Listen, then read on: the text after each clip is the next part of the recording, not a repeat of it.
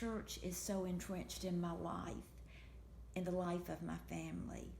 They gave my mother and my uncle and my grandmother a place to call home, Rock Hill. She was a single parent. She and her husband had separated.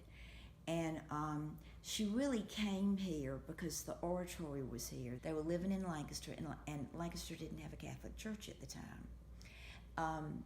A priest would come once every month to say Mass, and that wasn't okay with my grandmother. I mean, that wasn't enough for my grandmother. I remember being in the old church. It was down on Saluda Street. It was a tiny little church. It wasn't just people that went to church. It was people that became like family to them. It was the people who started St. Anne's. It was the Frittons. It was the Brannigans.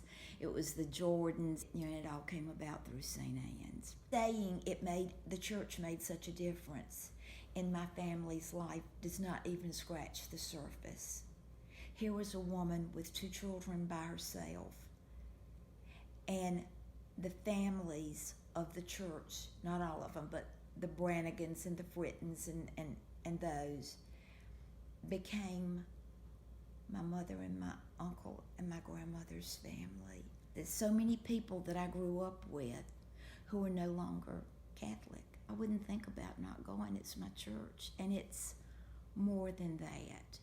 It's the people who gave my grandmother and her children a home. I can't imagine what my life would be like if I weren't Catholic. I can't imagine what my life would have been, what my faith would have been had my grandmother not lived with us. She was such an example.